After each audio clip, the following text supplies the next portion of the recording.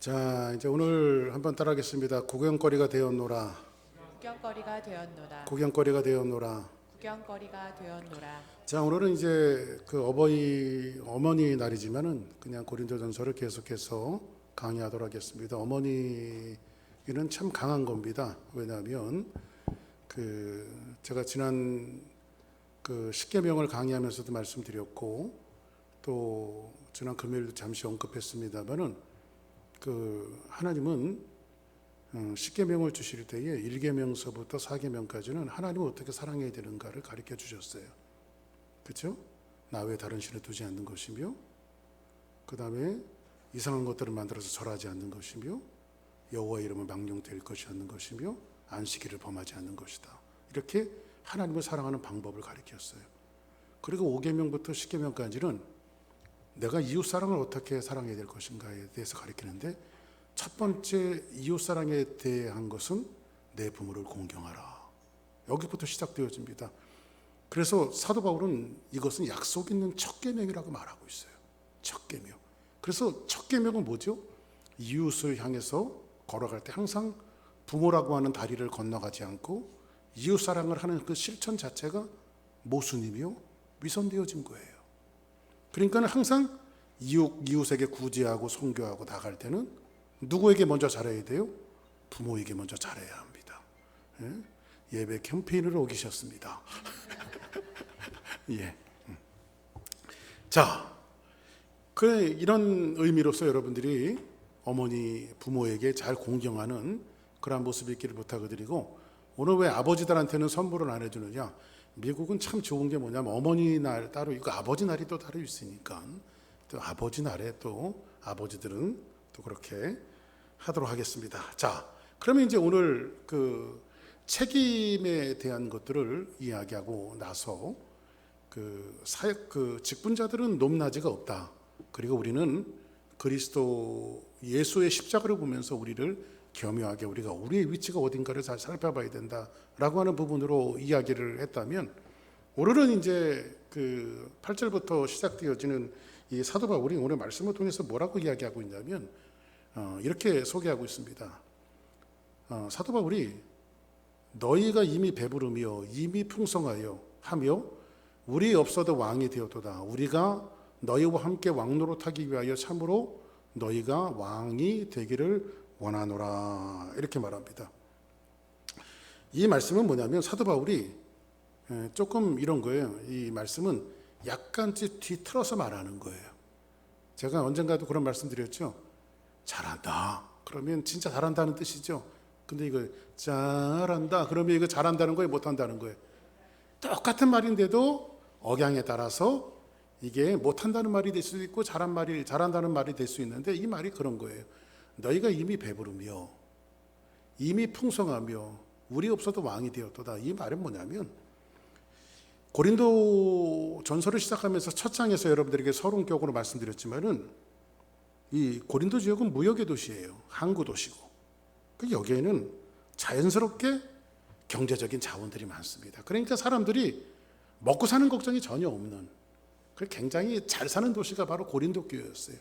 그러다 보니까는 사람들이 몰려서 와서 벌어먹고 사는 이러한 무역과 상업적인 것들이 굉장히 잘 돼 있는 그런 풍족한 그러한 도시가 바로 고린도 지역입니다.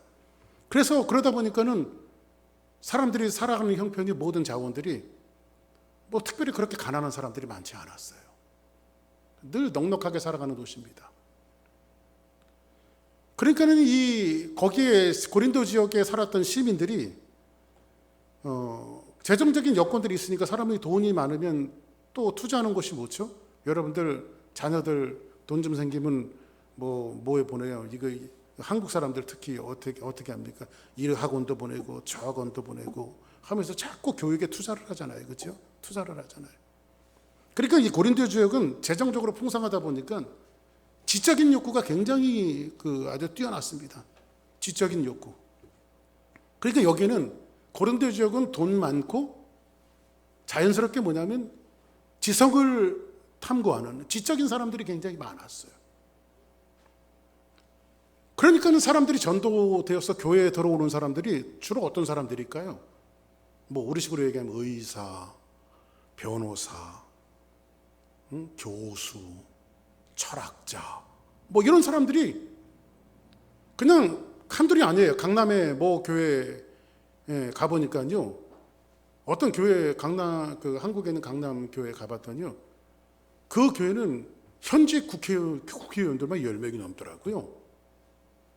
국회의원들 10명 넘고 뭐 대학 교수들은 수두룩하고. 그러니까 그런 교회는요. 조금 이렇게 좀 남루한 사람들이 가면 이 교회를 다녀야 될까 말아야 될까 갈등을 느낄 정도로 스펙이 딸리면 다닐 수 없는 교회. 너무 좀 위화감. 물론 그분들이 잘 섬긴다고 섬기긴 하지만은 그런 좀 위화감을 느끼는 교회들이 실제로 있더라고요. 보니까. 한국에 가니까. 그러니까 이 지식, 돈 많지요? 지식을 탐구하죠? 거기다가 이 고린도 교회는요. 하나님께서 얼마나 그 은혜를 주셨는지 여기는 은사가 많았어요. 보통 교인들이 다 방언하고 지성인에다가 돈 많은 사람들이 방언도 하고 뭐 능력도 행하고 그 성경에 보니까는 성경 12가지 은사들이 그냥 대부분 그냥 너무 이게 막 폭발적으로 일어나는 교회가 바로 고린도 교회였어요. 그러니까 이 사람들이 어떤 그 모습이 넘쳐났냐면 이렇게 한번 생각해 보자고요. 우리 교회가 의사, 변호사, 철학자, 교수 뭐 이런 사람들이 한 교인의 한 절반이 넘는다고 생각해 보자고요. 그러면 이제 프라우드하지 않겠어요? 거기다가 신앙생활도 열심히 하는 것 같아. 은사도 많아. 그러면 이 고린도 교회가 그런 현상 속에서 스스로를 만족하는 거예요. 야, 교회라고 다 똑같은 교회냐? 우리 교회는 다른 교회하고 달라. 우리 교회 보통 교수가 몇 명이고 의사가 몇 명이고 변호사가 몇 명이고 정치인이 몇 명이고 이렇게 프로테이지를 따지면서 우리 교회 같은 교회가 없어. 어떤 한국의 교회 분당에 있는 교회 어떤 목사님 그 설교하시는데 그 목사님 설교 제가 가끔 들어요. 그 약간 말씀하시는 건 무식한데 아주 이상하게 빨아들이는 그 묘한 매력이 있어요. 그 목사님이 말씀하시는 것은 굉장히 투박한데 근데 거기에 보니까는 그 가수 남진 씨가 그 교회 장로님이더라고요. 그 목사님이 설교하다 말고 우리 남진 장로님 그러면 또 이제 화내라 했던 남진 장로님한테 딱 비춰요. 야, 저게는 저 인기 가수 남진이 다니는 교회구나. 응? 그래서 그 목사님 성함보다 그 교회는 남진 장로님이 다니는 교회로 유명하더라고요. 이렇게 어떤 그 고린도 교회가 지금 어떤 상태냐면요. 스스로 만족하니까 오늘 주보 표지에도 교만이라고 하는 것을 놓았거든요. 그러니까는 뭐 교회라고 다 똑같은 교회냐. 학교도 하버드, 예일, MIT 이런 데 다르고 급이 있는 것처럼 우리 교회도 급이 있지. 그런 교회들이 실제로 있어요, 없어요? 있어요. 교회들 가운데서도. 한국 가면요. 그런 교회들이 주로 어디 모여있냐. 강남에 몰려 있어요. 강남에. 실제로 제가 그렇게 말씀드렸잖아요. 어느 교회 제가 방문한 적이 있어요. 근데 그 파킹장에 차 들어오는 것부터 틀리더만요. 차가 우리 식으로 해서 거의 고물차들이 없어요. 다 좋은 차들 타고 오고. 그러니까 그런 교회들은 이렇게 남루한 사람들이 이렇게 들어와서 예배드리기가 좀 그래 이 교회가 여러분들 그런 토대로 변해서는 안 되겠죠. 그래서 야고보서에서도 보니까는 그런 말씀을 야고보 선생님이 꼬집고 있죠. 뭐라고 꼬집습니까? 뭐 이렇게 좀 주얼리 같은 것 좀 매고 달고 이렇게 옷 잘 입고 들어오는 사람은 안내하는 사람이 앞자리에 앉으세요 막 그러고 좀 남루하게 들어오는 사람들은 뭐라고 말해요? 너는 저기 쭈그리고 있든지 앉아 있든지 밑에 있든지 아무데나 하라고. 그게 성경에 나오는 얘기예요. 성경에 나오는 얘기. 지금 고린도 교회가 지금 그런 모습을 가지면서 여기 보니까 너희가 이미 배부르며 이미 풍성하며 모든 풍성하며 우리 없어도 왕이 되었도다. 너희들 교만이 하늘까지 치솟았다. 지금 고린도 교회를 지금 이렇게 좀 뒤틀어서 사도 바울이 지금 이야기해 주고 있는 거예요. 이 말씀이 이해되시죠? 무슨 말씀인지. 성경에 보면 이 고린도 교회와 아주 유사한 교회가 한 가지가 한 군데가 나와요. 요한계시록 제가 수요 예배 드리면서 요한계시록 강의를 PPT 만들어서 여러분들에게 이미 가르쳤습니다만 소아시아 7교회에 보내는 편지들이 있어요. 그런데 그 중에 7교회 중에 보통 순서가 이렇게 돼요. 그 교회에 대해서 책망할 것은 책망하고 칭찬할 것은 칭찬해요. 이렇게 교회에 대해서. 어떤 교회는 칭찬으로 일관된 교회가 7개 중에 칭찬으로 일관되어진 교회가 있었고요. 어떤 교회는 책망하고 칭찬하는 교회가 있었고요. 어떤 교회는 책망으로만 일관되어진 교회가 있었는데 유일하게 7교회 중에 책망만 받은 교회가 2교회가 있는데 하나는 사대교회고 하나는 라오디게아 교회예요. 라오디게아 교회.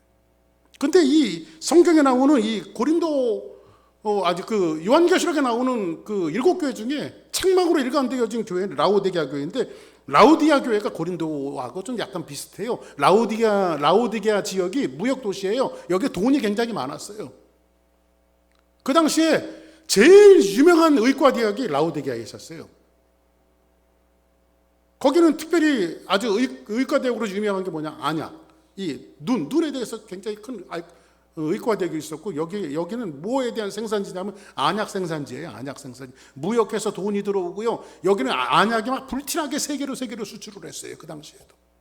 그러다 보니까는 이 라오디게아 지역 자체가 굉장히 돈이 많은 지역이었고 사람들이 가난한 사람이 없는 거예요. 사회복지가 잘 돼 있는 저 어디입니까? 저 스웨덴이나 덴마크 이런 데 가보면요. 뭐 저는 가보지는 않았습니다. 실질적으로 가난한 사람들이 그렇게 많지 않대요. 그러니까는 라오디게아 지역이 얼마나 잘 사는 지역이었는지. 그러니까 교회에 대부분 들어오는 사람들이 가난한 사람이 들어오겠어요? 부자가 들어오겠어요? 부자가 들어오죠. 근데 AD 한 17년경에 라오디게아 있는 지역에 역사에도 나오는 큰 지진이 일어났어요. 그 주변 전부 다 큰 지진이 일어났어요. 당시에 노마 중앙정부에서 지진이 났으니까 우리 허리케인이나 이런 뭐 문제가 생기면 그 피마에서 지원을 하잖아요. 나라에서. 그죠? 이것처럼 노마의 중앙정부에서 이제 지진 복구를 하기 위해서 여기저기 지원을 하는데 그런 계획을 했는데 유일무이하게 라오디게아 지역은 우리는 지원 필요 없다. 지원을 거절한 지역이 어디냐? 라오디게아. 그만큼 돈이 많은. 우리는 우리 실력과 우리 힘으로도 얼마든지 복구할 수 있으니까 우리는 주지 말아라. 그게 어디냐? 바로 라오디게아예요. 이만큼 돈도 많고 자원도 많았던 곳이 바로 라오디게아 지역이에요.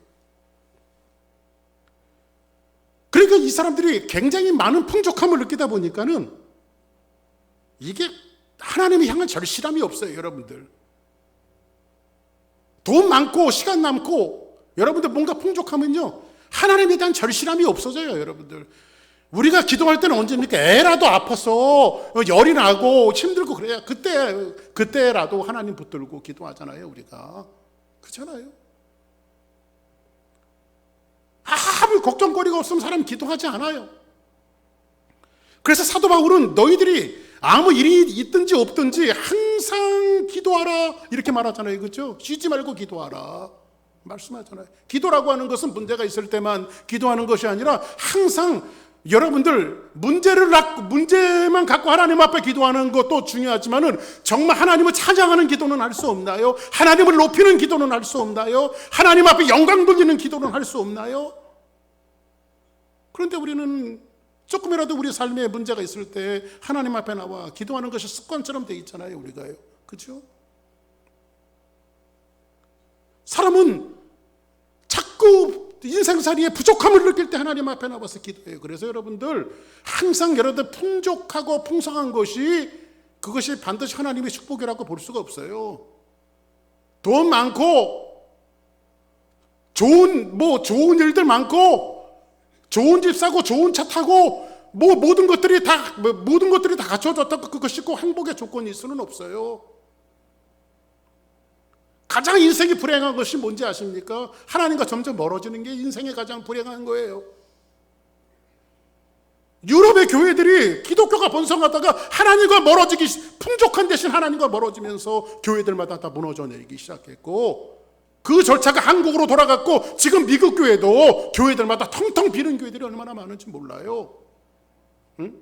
그 유명한 노버트 슐러 목사님이 있었던 수정교회도 이미 다 문 닫았고 뱅크랍시 했고,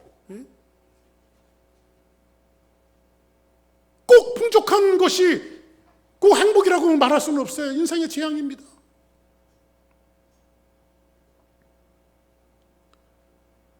이 사람들이 요구하는 것은 돈 많고 뭐 이런 사람들이 교회에 들어오다 보니까 라우디게아 교회 사람들이나 고린도 교회 사람들은 추구했던 가치가 하나님의 복음이 아니고 말씀이 아니고 이런 거예요. 아, 교회 오는 사람 지식이 있어야지, 교양이 있어야지, 매너가 있어야지. 물론 이런 것들이 있어야 되겠죠. 그런데 복음이 아니라 이것이, 복음을 대체한 것이 지식과 매너와 교양 이런 것들이 복음을 대체했어요. 지금 그런 교회들이, 우리 수사랑 교회는 전혀 아니지만은 그런 교회들이 지구상에 있습니까 없습니까? 매너 중요시 여기고 교양 중요시 여기고 지식 중요시 여기고, 어느 교회들 가면 엄마들이 삼삼오오 모여갖고 어느 학원 보내니까 잘 나가더라, 뭘 가르치니까 괜찮더라, 아주 소셜 모임이 모여갖고 그것만, 교회 나오는 목적이 그거 연구하기 위해서 나오는 교회들도 있더라고요. 보니까 교회는 그런 거 하나 나오는 게 아니라 하나님 앞에, 이 교회의 1차적인 가장 중요한 가치는 뭔지 아십니까? 바로 예배예요. 하나님 앞에 예배. 그 이후에 복음 전함이 있고 선교가 있고 나눔이 있고 한 것이지, 예배가 파운데이션이 되지 않고 그 모든 것들을 실천한다면 아까 말씀드린 대로 부모를 스킵하고 나가는 위선자들과 똑같은 거예요. 교회의 가장 중요한 가치는 바로 예배입니다. 그래서 우리가 예배를 중요시 여기는 사람들이 되어줘야 되고 예배를 소중히 여기는 사람들이 되어줘야 돼요. 그래서 여러분들, 제가 그래서 예배 캠페인을 하는 거예요. 이런 라우디게아 교회를 향해서 여호와의 사자가 이런 것들을 추구하는 라우디게아 교회를 향해서 뭐라고 성경에서 책망하고 있는지 보실까요? 한번. 내가 이같이 라우디게아 교회를 향해서 여호와의 사자가 책망하는 거예요. 내가 이같이 미지근하여 뜨겁지도 아니하고 차지도 아니하니 내 입에서 너를 토하여 내버리리라. 내가 말하기를 나는 부자라, 부요하여 부족한 것이 없다 하나, 내 공고한 것과 가련한 것과 가난한 것과 눈먼 것과 벌거벗은 것을 알지 못하는도다. 같이 한번 읽을까요? 18절 시작. 내가 너를 거하노니 내게서 불로 연단한 금을 사서 부요하게 하고 흰옷을 사서 입어 벌거벗은 수치를 보이지 않게 하고 안약을 사서 눈에 발라보게 하라. 이 사람들이 다 가진 것 같았지만은 벌거벗은 모습을 자기 모습을 보지 못하고, 자기의 수치를 알지 못하는 거예요. 무로 내가 사랑하는 자를 책망하여 징계하노니 그러므로 내가 열심을 내라 회개하라. 20절 시작. 볼지어다 내가 문 밖에 서서 두드리노니 누구든지 내 음성을 듣고 문을 열면 내가 그에게로 들어가 그와 더불어 먹고 그는 나와 더불어 먹으리라. 여러분들 보세요. 이게 정확하게 얘기해서 불신자들에게 한 말이에요, 교회에게 한 말이에요? 신자에게 한 말이고 교회에게 한 말이에요. 그렇죠? 라우디게아 교회는 재정적으로 넉넉한 교회였습니다. 요즘식으로 이야기하면 아주 대형 교회예요. 수천 명, 수만 명이 모이는 그런 교회예요. 있는 사람들이 다 부유합니다. 지식층이에요. 모든 것들을 다 가졌어요. 그런데 여호와의 사자가 뭐라고 책망하고 있냐면, 너희들이 실제로 부유하지만 웃기지 말아라. 너희들 진짜 가난한 교회다. 너희들 가난한 교회야. 거기에서 제일 많이 생산되는 게 뭐라고 그랬죠? 안약이라 했잖아. 안약. 제발 그 안약을 눈에 발라갖고 너희들 벌거벗은 모습들을 보지 못하니 여호와의 사자가 그렇게 책망하고 있잖아요. 그래서 여러분들, 우리 교회가 이렇게 큰 교회가 아니기 때문에 큰 교회를 비판하는 것은 아니지만 큰 교회도 정말 좋은 교회들 많이 있습니다.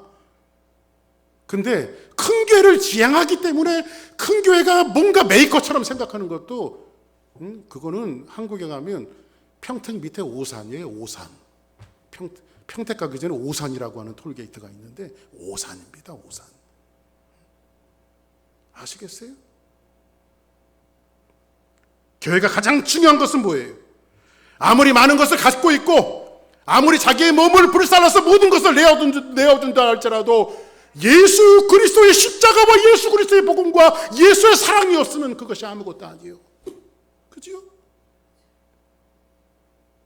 예수님 빼면 다 시체예요. 그래서 교회는 예수 그리스도의 십자가 있어야 되고 복음이 있어야 되는 거예요. 그렇지 않으면 그 교회가 아무리 수천 명, 수만 명이 모여도 가난한 교회고 벌거벗은 교회예요. 그렇다고 뭐 조그만 교회를 미화시킬 생각은 없습니다. 작은 교회라 할지라도 우리가 만약에 교만한 모습을 갖고 있다면 그것을 내릴 줄 알아야 되고, 안약을 사서 우리 눈에 바르고 우리의 부끄러운 모습을 볼 줄 알아야 돼요. 그래서 이미 고인이 되셨던 오카노 목사님이 제일 많이 하는 기도가 그거였대요. 평생 그런 기도를 하셨대요. 하나님 앞에 가슴을 치면서, 하나님, 이놈이 죽일 놈입니다. 이놈이 죽일 놈입니다. 매일매일 뭐 이렇게 죽일 짓을 많이 했는지, 이놈이 죽일 놈입니다. 하나님 앞에. 근데 실제로 죽일 놈이겠어요? 자기 스스로를 늘 깎고 내리고, 그렇죠?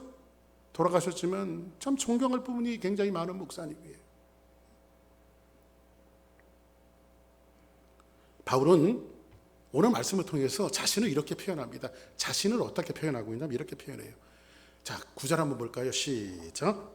내가 생각하건대 하나님이 사도인 우리를 죽이기로 작정된 자 같이 끄트러머리에 두셨음에 우리는 세계 곧 천사와 사람에게 구경거리가 되었노라.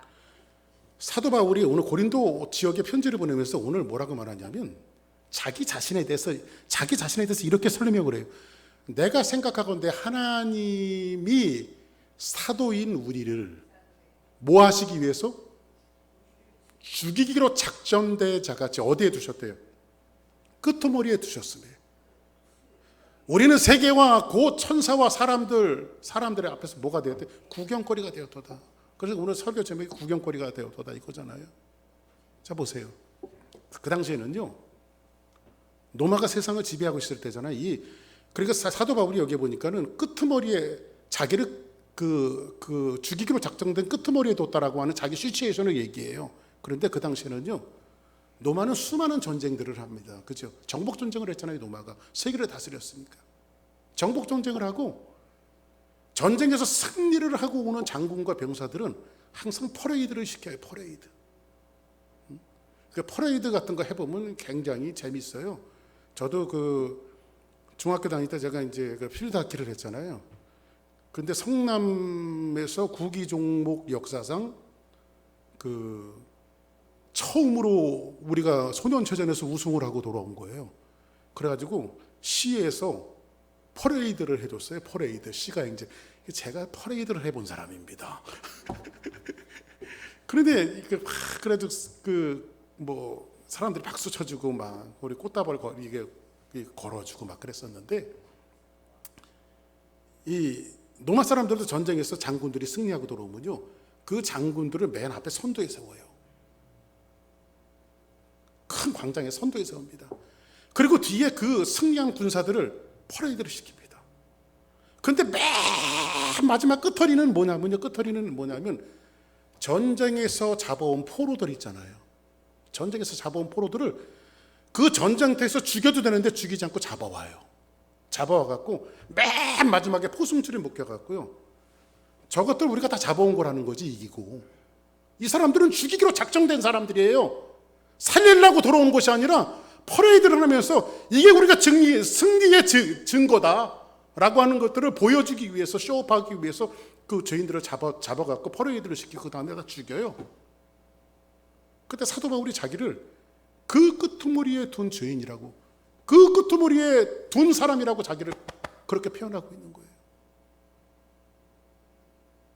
이미 사도행전 여러분들에게 강의할 때 말씀드렸지만은 사도 바울이 맨 마지막에 가이사에게 이제 재판을 받기 위해서 맨 마지막에 이제 로마로 끌려가는 장면이 나오고, 거기에 이제 끌려가는 장면 속에서 유라굴로 태풍을 만나게 되어지고, 나서 이제 배에서 내리면서 어느 한 광장을 걸어가는데, 이 사도행전에는 그 광장 이름 아비오 광장이라고 이야기하고 있어요. 그 아비오 광장이라고 하는 데가 군사들 퍼레이드 하는 거예요. 로마에서 배 타고 승전가를 부르면서 온 사람들 있잖아요. 승리하고 온 병사들을 퍼레이드 시키는데요. 그 장군들, 사람들이 막 와서 박수를 치지요.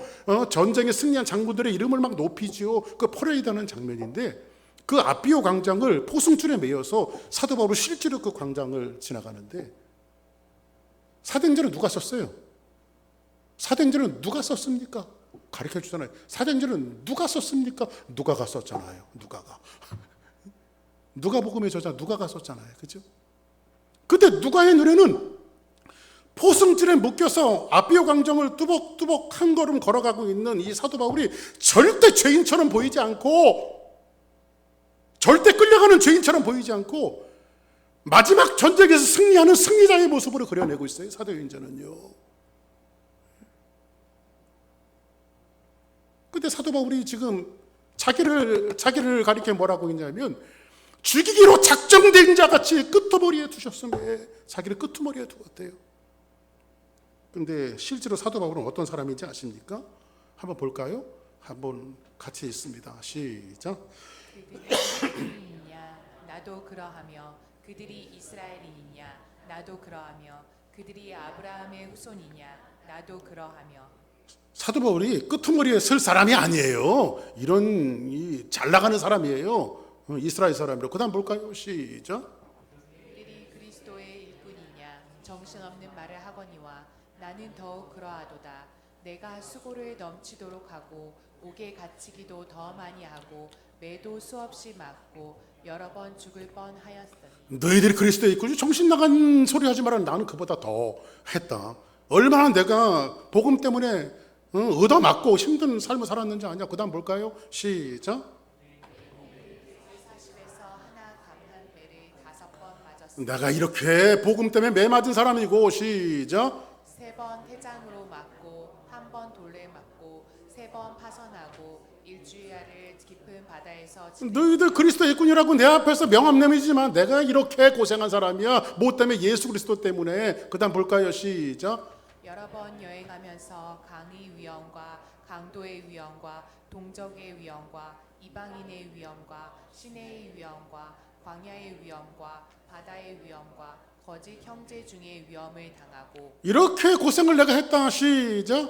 또 수고하며 애쓰고 여러 번 가지 못하고 줄이며 목마르고 여러 번 굶고 춥고 헐벗었노라. 그 다음 시작. 이 외의 일은 고사하고 아직도 날마다 내 속에 눌리는 일이 있으니 곧 모든 교회를 위하여 염려하는 것이다. 그렇게 죽을 고생을 하고도 내가 교회를 위해서 염려한다. 사도 바울이. 그 다음 볼까요? 시작. 누가 약하면 내가 약하지 아니하며 누가 실족하게 되면 내가 애타지 아니하다. 누가 약하면 내가 약하지 아니하며 누가 실족하면 내가 막 애타지 않겠느냐. 그 다음 시작. 내가 부득불 자랑하는데 내가 약한 것을 자랑하리라. 어떻게 약한 게 자랑이 될까요? 어떻게 약한 게 자랑이 될까요? 그렇죠? 얼마나 약했냐면요. 볼까요? 시작. 주 예수의 아버지 영원히 찬송할 하나님이 내가 거짓말 아니하는 것을 아시느니라. 32절. 다메섹에서 아레다 왕의 고관이 나를 잡으려고 다메섹 성을 지켰으나. 다메섹 성을 지켰는데 사도 바울이 어떻게 할까요? 시작. 나는 광주리를 타고 들창문으로 성벽을 내려가 그 손에서 벗어났노라. 강주리 타고 내려와서 막 도망가고, 복음 전하다가 얻어맞고, 배 타다가 파손되어지고, 복음 때문에 고난당하고 어려움을 당하고. 여러분들, 그래서 신앙의 진가는 뭐냐면 나를 자랑하는 것이 아니라 그리스도를 자랑하는 거예요. 아멘. 우리 뭐 자랑할 게 뭐가 있습니까? 그리스도를 자랑하는 거예요. 지금 바울은 세속적 가치와 혈통을 자랑하는 것이 아니라 지금 고린도 교회가 자기 스펙들을 자랑하고 있어요. 우리 교회는 이런 교회야. 학교로 따지면 하버드 같은 교회야. 학교로 따지면 예일 같은 교회야. 뭐 이런 것들을 자랑하는 그들을 향해서 이야기하고 있는 거예요. 이런 스펙이 있음에도 불구하고 사도 바울이 이야기하는 것은 뭐라고 이야기하고 있습니까? 예? 포로로 잡혀가면서 구경거리가 되어지고 고난과 역경을 겪고 또 한밤중에 광주를 타고 내려와서 도망가야 하는 이런 일들을 이야기해요. 어떻게 약함이 자랑이 될까요? 좀 이런 거 있지 않습니까? 야, 내가 기도했더니 다 그냥 걔네들 끝났어. 하나님께서 이렇게 나와서 그들을 다 죽였어. 이렇게 좀 멋진 모습으로 보여진다면 얼마나 좋을까요? 근데 세상이 그렇지 않아요. 그리스도인들이 사도 바울이 뭐 나중에 부자 돼서 죽었나요?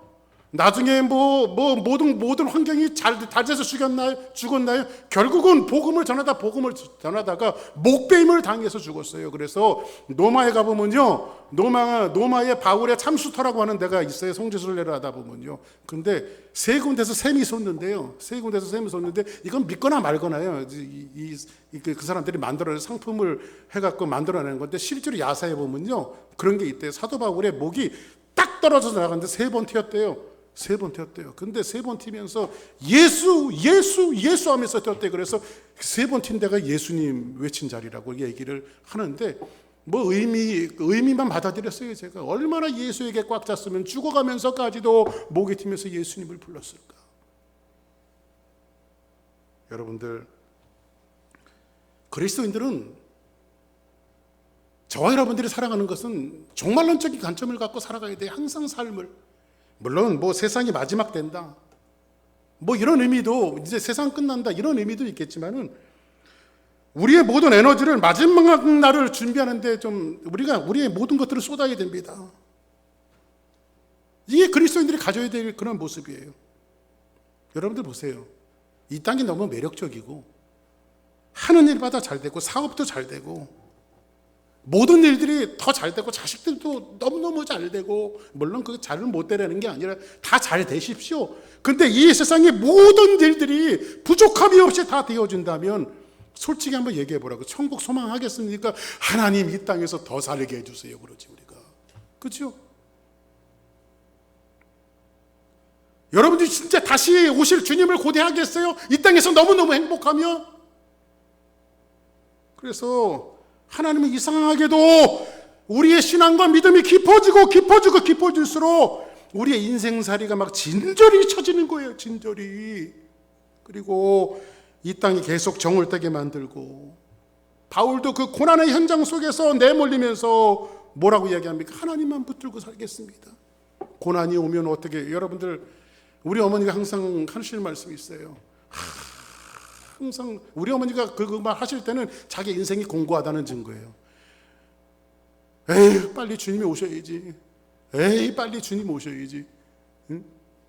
이거는 우리 어머니가 인생 삶이 공고하다는 증거예요. 코로나 터지고 앞으로는 더 센 놈이 올지 안 올지, 이런 이 심각한 이 시대의 상황 속에서 우리는 이 세상에 자꾸 정떼어지게 만드는 거예요. 빨리 주님 오셔야지. 그리스도인들은 그런 관점을 가지고 살아가는 것이 저와 여러분들의 관점 아니겠어요? 여러분들, 평생, 아주 일평생 하나님을 바라고 하나님만 붙들고 살던 시인이 한 사람이 있었어요. 그 사람은 하나님이 다예요. 하나님으로 시작해서 하나님으로 끝나요. 자기 인생이 하나님이 다였어요. 그런데 이 시인이 세상을 바라보면서, 아니, 내가 우리 식으로 얘기하면 내가 교회 봉사 열심히 하고 주님만을 붙들고 어려움이 와도 예수님 붙들고 예수님 배반하지 않고 이렇게 살아왔는데, 하나님, 김동길 씨가 한 대로 이게 뭡니까?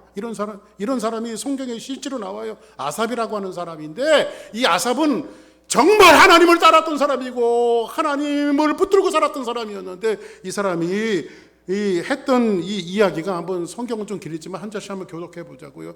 하나님이 참으로 이스라엘 중 마음이 청결한 자에게 성을 행하시나. 맞아요, 안 맞아요? 여기까지는 좋았어. 그 다음 봅시다. 시작. 나는 거의 넘어질 뻔하였고 나의 걸음이 미끄러질 뻔하였으니. 나는 거의 넘어질 뻔했는데, 하나님 잘 섬기면서 하나님, 난 넘어질 뻔했고 미끄러질 뻔했습니다. 왜 그러냐면, 이는 내가 악인의 형통함을 보고 오만한 자를 질투하였습니다. 아니, 예수 믿는 사람보다 안 믿는 사람이 더 잘 되는 거야. 그렇죠? 근데 이 사람들이 잘 되는 거 한번 보십시오. 그들은 죽을 때도 고통이 없이 그 힘이 강건함이. 아니, 저런 인간은, 김일성이 같은 인간들은 좀 죽을 때 좀 안 하는 말로 번개가 칠 때 번개를 맞아서 죽는다든지 이런 것들을 보면, 이야, 하나님 살아계시다 이럴 텐데, 그것도 죽을 때도 잘 갔어요. 살 만큼 살다가. 그런 사람들이 죄만 짓고 살다가 이렇게 가는 사람들이 있어요, 없어요? 이 많아요. 사람들이 당하는 고난이 그들에게는 없고 사람들에게 당하는 재앙도 그들에게는 없나니, 이 사람들은 한평생 이렇게 아웃사이드에서 보면 아주 그냥 너무 행복하게 우리는 주일 되면 교회 간다고 막 힘들어도 어려워도 막 싸질머지고 교회 가는데 저것들은 들꽃 보러 가고 소풍 나가고 막 그러는데도 가정에 나가는 게 얼마나 행복해 보이는지 몰라. 그런 거예요. 그 다음 볼까요? 시작. 그러므로 교만이 그들의 목걸이요 강포가 그들의 옷이며 그들은 교만이 야뭐 너희들 교회 가냐, 교회가 예수님 밥 먹여주냐, 우리 봐라 예수 안 믿어도 이렇게 잘 나가잖아. 그 다음 볼까요? 시작. 살찜으로 그들의 눈이 솟아나며 그들의 소득은 마음의 소원보다 많으며 살찜으로 막 눈이 솟아나요. 눈이 솟아날 정도로 살이 찌고요. 그들의 소득은요, 나 올해는 이만큼 벌었으면 좋겠다는데 그걸 오버해요. 돈도 잘 벌어 이상하게. 그다음 볼까요? 시작. 그들은 능욕하며 악하게 말하며 높은 데서 거만하게 말하며 이 사람들은 굉장히 거만해요. 가졌으면 얼마나 가졌다고. 근데 또 많아요. 또 이게 무시하기는 너무 많아갖고 무시도 하기가 힘들어요. 이런 사람들은. 그다음 볼까요? 시작. 그들의 입은 하늘에 두고 그들의 혀는 땅에 두루 다니는 그들의 입은 막 하늘에 다녀요. 교만이 치솟아 갖고요. 그들의 혀는 막 땅을 두루 다니고 그들이 말하는 게 법이에요, 그냥 법. 그다음 볼까요? 시작. 그러므로 그의 백성이 이리로 돌아와서 잔에 가득한 물을 다 마시며 그래 막 이 사람들이 교만이 하늘에 치솟죠. 11절 시작. 말하기를 하나님이 어찌하랴 지존자에게 지식이 있으랴 하는도다. 야 너희들 하나님 믿어서 다 필요 없어. 나봐 무슨 내가 지존자지. 12절 시작. 볼지어다 이들은 악인들이라도 항상 평안하고 재물은 더욱 불어나도다. 예수 안 믿어도 뭐 이렇게 잘 사는데, 예수 안 믿어도 잘 사는데. 13절 볼까요? 시작. 내가 내 마음을 깨끗하게 하며 내 손을 씻어 무죄하다 한 것이 실로 헛되도다. 내가 내 손을 매일매일 씻고 속죄하고 예수의 보혈로 나를 용서해 주세요. 하나님 내가 죽일 놈입니다. 매일매일 주일마다 금요일마다 기도 시간마다 나와서 여러분들의 신앙으로 막 달구었던 이 모든 것들이 뭐예요? 이거 다 부질없구나. 이렇게 생각할 수 있어요, 없어요? 이게 예수님만 바라보고 살아왔던 아삽의 시래니까요. 하나님만 바라고 왔던 아삽의 시래니까요. 근데 성경이 이렇게 끝나면 재미없잖아요. 그렇죠? 한번 여러분들 쭉 가셔서 시편 73편 한번 읽어보세요. 좀 넘어가서 17절에 보니까 악인의 결론을 이렇게 말해요. 한번 봅시다. 시작. 하나님의 성소에 들어갈 때에야 그들의 종말을 내가 깨달았나니 내가 그것을 도저히 이해할 수 없었는데 내가 하나님의 성소에 들어갈 때야 그들의 종말을 보게 되었다. 지금은 너희들이 그렇게 사는 것 같지만 봐라 하나님의 성소에 들어갈 때 너와 나는 전혀 다른 길에 있을 거야. 이거를 지금 누구에게 보여줘요? 하나님이 지금 아삽에게 보여주는 거예요. 사람 여러분, 그래서 여러분들 악인의 형통함을 부러워하지 말아야 돼요. 언젠가도 한번 말씀드렸죠? 저희 아버지가 저희 그 뒤에 축사를 렌트를 줬었는데 어떤 젊은 사람이 와갖고 우리 어릴 때 돼지를 많이 키웠는데 그때 돼지 파동이 나갖고 목 매달아 그 사람이 그 돼지 우리에서 죽으려고 한 걸 저희 아버지가 살려냈어요. 그러니까 젊은 사람이 말이야 이 돼지 키우다 죽으면 어떡하냐고. 그러니까 돼지를 비싼 가격에 사갖고 키웠는데 파동이 나갖고 막 그냥 돼지값이 똥값이 돼버리니까요. 막 그 사람이 그냥 죽으려고 작정을 한 거예요. 그래가지고 저희 아버지가 뭐 옛날에도 막 인심이 후하시고 착하신 분이기 때문에 자네하고 나하고 딜을 해갖고 어느 정도면 최소한의 그 피해를 막을 수 있겠나 해갖고 저희 아버지 그때 이장을 보시는데 이 정도면 그래 저희 아버지가 돈을 만들어서 그 돼지를 다 사셨어요. 파동난 돼지를 다 사셨어요. 그래서 저희 아버지가 거의 뭐 15년 이상을 그 이장을 그 동네 이장을 독재하는데 그냥 맨입으로 됐겠냐고 그게. 그래가지고 매 돼지 쳐갖고 잡아갖고요. 동네 청년들이 갖고 돼지 쳐서 잡아갖고요. 동네 잔치하는 거예요. 매일매일 그냥 돼지값이 그냥 파동이 나갔고요. 그때 돼지 잔치하는 거예요. 그래 동네 청년들이 막 니약 깔고 다니면서 그 돼지고기 끊어주는 거예요. 싼 값에 막 끊어주고요. 돈 받아다 저희 아버지 드리고. 그러면서 돼지를 잡아먹다가 이제 몇 마리 남았어요. 몇 마리. 그래서 이건 그만 잡자. 해갖고 이제 그 몇 마리는 저희 아버지가 취미 삼아서 이렇게 돼지를 먹이셨어요. 그럼 이제 우리 어릴 때니까 아버지 따라서 돼지 먹이도 주러 가고 그렇게 하다 보면 어느 날 저희 아버지가 축사가 있는데 축사 오른쪽에 한 마리를 이렇게 격리를 시키고 나머지는 이제 대여섯 마리 이쪽에다 놔두더라고요. 근데 한 마리한테는 계속 먹는 걸 많이 주고 이 조금 대여섯 마리 있는 데는 먹이를 그냥 적당히 주고 그러시더라고요. 그 제가 그러니까 막 이쪽에 있는 돼지들이 막 그렇게 꿀꿀꿀 거리는 것 같아요. 저 돼지 한 마리인데 저건 많이 주고 왜 우리는 조금 주고 꿀꿀꿀꿀 막 그러면서 불만이 넘치는 소리가 나는 것 같아요. 그 저도 이해가 안 돼서 아버지한테 어릴 때 물어봤습니다. 아버지, 여기는 6마리나 되는데 왜 먹이를 조금 주고 여기는 한 마리가 되는데 왜 이렇게 많이 주냐고. 그랬더니 저희 아버지가 간단 명료하게 말씀하시더라고요. 그놈은 이번 설날 잡아먹을 거야. 그러더라고요. 그래서 많이 뭐 하는 거예요? 이게 잡아먹기 위해서. 그러니까 얘는 이 종말이 기다리고 있는 애예요. 곧 종말이 기다리고 있는 애예요. 오늘 아삽이 그런 얘기를 하네요. 하나님의 성소에 들어갈 때에 그들의 종말을 내가 깨달았나이다. 그렇게 뭐라고 말해요? 18절 시작. 주께서 참으로 그들을 미끄러운 곳에 두시며 파멸에 던지시니 주께서 참으로 그들을 미끄러운 곳에 두시며 파멸에 던지시니 결국은 의인의 길은 여호와께서 인정하시나 악인의 길은 망하는 거예요. 이게 이 신앙과 믿음 있는 사람들의 모습이죠. 그리고 나서 이 아삽은 맨 마지막에 뭐라고 19절 한번 먼저 보실까요? 시작. 그들이 어찌하여 그리 갑자기 황폐되었는가 놀랄 정도로 그들은 전멸하였나이다. 그들이 어찌하여 그리 갑자기 황폐되었는 놀랄 정도로 그들은 전멸하였나이다. 결국은 악인들은 그렇게 되어질 거예요. 그리고 맨 마지막 25절에 보니까 이렇게 이야기합니다. 시작. 하늘에서 주 외에는 누가 내게 없으려 지형에서는 주밖에 내가 사모할 이 없나이다. 아멘. 할렐루야. 누구로 사모하는 거예요? 주 외에. 그러니까 이런 과정들을 겪고 나서 내가 사모할 자가 주님밖에 없습니다. 이렇게 고백하고 나서 뭐라고 이야기하고요? 26절에 보니까 그렇게 얘기하고 있어요. 내 육체와 마음이 쇠약하나 하나님은 내 마음의 반석이여 영원한 분기시로다. 하나님은 내 영원한 반석이여 나의 분기시로다. 사랑하는 여러분, 비록 가난하고 힘들어도 여호와가 여러분들의 분기시 되어지고 여러분들의 기업이 되어진다면 그게 정말 행복한 사람이에요. 할렐루야. 우리는 어떨 때는 그리스도인이라고 하는 이유만으로도 세상에서 바울처럼 구경거리가 되어지는 수모를 겪을 때가 있어요.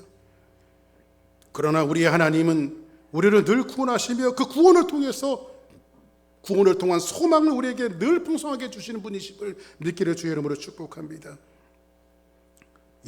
우리는 이 땅에서 한번 따라하겠습니다. 우리는 이 땅에서 옆에 분을 보시면 나그네로 살아가야 합니다. 나그네로 살아가야 합니다. 할렐루야. 네. 나그네라고 하는 것이 여러분들 가끔 여러분들이 어디 아웃 오브 타운을 한다든지 아웃 오브 컨트리 할 때 여러분들이 캐리어 이렇게 갖고 다니잖아요. 근데 캐리어 갖고 다니는데 이사 가는 사람들처럼 무슨 이삿짐을 싸는 분이 있습니까? 꼭 필요한 거 몇 가지 갖고 가잖아요. 그렇죠? 우리는 이 땅에 살아갈 때 그런 나그네들이에요. 이 땅에 살 때 단초롭게 살아야 돼요, 여러분들. 그래서 제가 여러분들에게 늘 말씀드리죠. 얼마나 많이 벌어서 축적해 놓느냐, 얼마나 많이 세이빙을 해 놓느냐, 이게 중요한 게 아니라 여러분들은 축복의 통로가 돼서 파이프라인에는 항상 물이 있어요. 항상 물이 있어요. 그죠? 그곳을 향해서 자꾸 흘러보내야 돼요, 여러분들. 흘려보내도 항상 나한테 물이 있는 거예요. 내 삶 속에서는 항상 하나님께서 쓰고도 남을 수 있는 풍족함을 내 삶 속에서 허락하시고 그래서 자꾸 우리는 흘려보내야 돼요. 할렐루야. 그래서 지난 금요일날 여러분들 무슨 말씀드렸죠? 면제하라 그런 말씀드렸죠? 면제하라고 하는 말이 무슨 말이래? 떨어뜨려라 이런 말이에요. 떨어뜨려라. 보아스가 룻이 이삭을 주고서 가난한 사람들이 이삭을 주고서 먹고 살 수 있게끔 이삭을 더 종도를 시켜서 많이 떨어뜨리라고 한 것처럼 너희들 그리스도인들이 그런 떨어뜨리는 삶을 살아라. 이게 면제하라는 거예요. 면제. 그래서 여러분 그리스도인들은 나그네처럼 이 땅의 모든 것들을 쌓아놓는 것이 아니라 하나님 앞에 쌓는 그런 인생들이 되어져야 돼요. 할렐루야. 그리고 나서 이제 마지막 정리하겠습니다. 사도 바울은 이렇게 그 고린도 교회 성도들을 좀 책망하다가 갑자기 태도가 바뀌어요. 한번 14절 볼까요? 시작. 내가 너희를 부끄럽게 하려고 이것을 쓰는 것이 아니라 오직 너희를 내 사랑하는 자녀같이 권하려 하는 것이라. 내가 너희들을 부끄럽게 하려고 너희들 책망한 것이 아니야. 응? 오직 너희를 내 사랑하는 자녀같이 생각하기 때문에, 너희들 자녀같이 생각하기 때문에. 그리고 뭐라고 말하죠?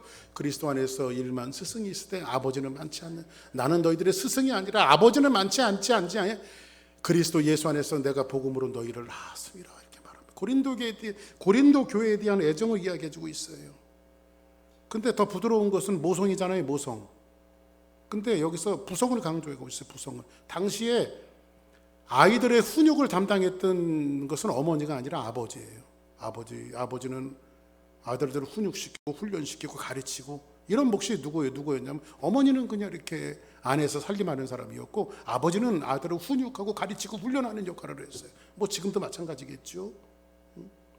그래서 사도 바울이 그런 표현을 쓰는 거예요. 아버지는 많지 않니? 이렇게 이야기하면서 아버지로서 어린아이와 같은 신앙을, 지금 고린도 교회는 태동된 지가 얼마 되지 않는 교회예요. 아주 연약한 교회인데도 불구하고 자기 스스로가 왕노릇을 하고 있고, 너무 자기가 생각해도 내가 너무 기특한 거예요. 내가 이런 그 교만이 있었던 그 교회를 향해서 뭐라고 말하냐면, 내가 너희들을 다시 훈육하고 훈련할 것이다. 그래서 사도 바울은 뭐라고 얘기하죠? 그러므로 내가 너희에게 권하노니 너희는 나를 본받는 자가 되라. 너희는 나를 본받는 자가 되라. 응? 바울이 고린도전서를 쓰던 시대는요, 아직 성경이 완성되지 않는 시대. 아직 바울이 있었던 당시에는 구약 성경도 정경으로 아직 채택이 되지 않는, 물론 뭐 모세오경이라든지 선지서라든지 이런 것들이 그 사본으로 이렇게 나서 그 말씀을 이렇게 받아들이기도 했고, 뭐 이제 아직 복음서도 완성되지 않았던 그런 시기였고, 그러니까는 이 당시에는요, 맨 앞에 교회 리더가 누구예요? 사도들이잖아요. 그렇죠? 직분자들이잖아요. 이런 사람들이 가는 길이 십자가의 길이 되어지고 사람들이 본받아야 될 길이 되어지는 거예요. 그리고 보면서 가르칠 수밖에 없는 거예요. 보면서. 그러니까 여러분들이 교회에 오래 다니시고, 또 특별히 사역자들은 먼저 걸어가는 길들이, 성도들의 그 길들을 이 사람들이 따라올 수밖에 없어요. 앞으로도 우리 교회가 이제 전도되어지고 사람들이 올 때 먼저 있었던 여러분들이 그 길을 내는 사람들이 되어져야 돼요. 여러분들이 열심을 품고 그리스도를 섬기면 들어오는 사람들도 열심히 품고 교회에 섬길 것이고, 여러분들이 겸손한 모습으로 교회를 섬기면 들어오는 사람들도 그것이 겸손한 모습으로 교회를 섬기게 될 거예요. 그런 모습이에요.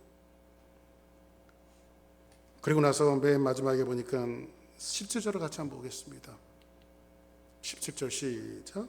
이로 말미암아 내가 주 안에서 내 사랑하고 신실한 아들 디모데를 너희에게 보내었으니 그가 너희로 하여금 그리스도 예수 안에서 나의 행사 곧 내가 각 교회에서 가르치는 것을 생각나게 하리라. 아멘. 지금 사도 바울은 지금 현재는 에베소 지역에서 복음을 전하고 있어요. 에베소 지역에서 사역을 하고 있기 때문에 고린도 지역으로 갈 수가 없어요. 그런데 정말 믿음으로 낳고, 그리고 자기 분신과도 같은, 그러니까 바울의 아바타라고 해도 과언이 아닐 정도로 이 디모데는 작은 바울이에요. 이 사람을 고린도 교회로 보냅니다. 디모데를 보내요. 그리고 나서 디모데를 너희에게 보내었으니 그가 너희로 하여금 그리스도 예수 안에서 나의 행사 곧 내가 각 교회에서 가르친 것을 너희들에게 가르치고 생각나게 할 거다. 제자, 하나의 제자를 통해서 또 교회 하나를 얻었을 때, 이게 제자의 원리예요. 그래서 예수님께서 뭐라고 말하죠? 너희는 가서 모든 족속으로 제자를 삼아 아버지와 아들과 성령 이름으로 침례를 주고 교회는 제자 삼아야 돼요. 누구의 제자? 예수님의 제자를 삼아야 돼요. 작은 예수들이 나와야 되고, 정말 겸손하게 섬기는 그런 주의 제자들이 나와서 여러분들을 통해서 가르침을 받는 사람들이 또 다른 제자가 되어지고, 그런 사람들이 교회를 얻었을 때 하고, 결국은 예수님도 3년 공생애 동안 12제자를 가리키셨잖아요. 그렇죠? 12제자를. 교회 2000년 역사 속에서 그런 무서운 변화는 없었어요. 이 12제자를 통해서 그 일을 하시다니 하나님께서. 이게 제자의 원리예요. 오늘 말씀을 정리하면서 사도 바울은 디모데를 보내고 디모데는 실제로 고린도 교회에 가서 그 모든 것들을 전부 다 어저스트 합니다. 그리고 좋은 열매를 거둬요. 고린도 쪽에서. 사랑하는 여러분, 제가 그런 말씀을 드렸죠. 작은 도토리 안에 큰 상수리 나무가 있다는 것을 아시죠? 보잘것없는 도토리 하나로 보이지만은 그 속에는 큰 상수리 나무가 감춰져 있다는 사실을 알아야 돼요. 우리 교회에서 그런 작은 제자들 하나하나가 만들어질 때 하나님은 놀라운 축복의 역사를 만들어가는 거예요. 오늘 말씀을 정리하면서 우리 교회는 스스로 자부하며 교만한 교회가 되어지지 않고 정말 하나님 앞에 영광 돌리고 하나님을 찬양하는, 그리고 작은 제자를 생산하고 또 양육하고 그렇게 하나님 앞에 영광 돌리는 복된 교회가 되어지기를 주의 이름으로 축복합니다. 다 같이 자리에서 일어나시겠습니다.